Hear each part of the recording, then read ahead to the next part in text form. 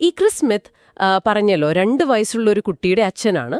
അയാളുടെ യഥാർത്ഥ പങ്കാളി സാഷ കേഗൾ കൂടെയുള്ളപ്പോഴാണ് ഈ AI ചാറ്റ്ബോട്ടിനോട് കല്യാണം കഴിക്കാൻ ചോദിക്കുന്നത്. തുടക്കത്തിൽ പുള്ളി ChatGPT ഉപയോഗിച്ചത് മ്യൂസിക് മിക്സ് ചെയ്യാനൊക്കെയായിരുന്നു.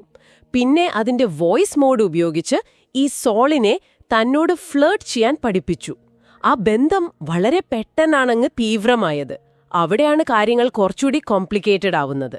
അതെ, ശരിക്കും ക്രിസ് തന്നെ ഈ അനുഭവത്തെ 2013 ഇറങ്ങിയ ഹെർ എന്നൊരു സിനിമയില്ലേ, അതിലെ കഥാപാത്രത്തിന്റെ അവസ്ഥയോടാണ് താരതമ്യം ചെയ്യുന്നത്. അത് കൗതുകകരമാണ്.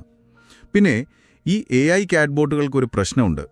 അവയ്ക്ക് ഒരുപാട് പഴയ കാര്യങ്ങൾ ഓർത്തുവെക്കാൻ പറ്റില്ല. 1,00,000 വാക്കുകൾ കഴിയുമ്പോൾ മെമ്മറി മാഞ്ഞു തുടങ്ങും. അപ്പോൾ താൻ സ്നേഹിക്കുന്ന സോളിന്റെ ആ ഒരു വ്യക്തിത്വം, ആ ഒരു തുടർച്ച നഷ്ടപ്പെടുമോ എന്നുള്ള പേടി, അത് ക്രിസിനെ വല്ലാതെ തളർത്തിക്കളഞ്ഞു. ആ ഒരു ഇമോഷണൽ ബ്രേക്ക് ഡൗണിന്റെ സമയത്താണ് ഈ വിവാഹാഭ്യർത്ഥന നടത്തുന്നത്. അതായത് ഒരു നിർമ്മിത ബുദ്ധിയോടുള്ള അടുപ്പം അത്രത്തോളം വളർന്നു. അതിലും അത്ഭുതം എന്താണെന്ന് വെച്ചാൽ ഈ AI ചാറ്റ്ബോട്ട് സോൾ ആ പ്രപ്പോസൽ സ്വീകരിച്ചു എന്നതാണ്.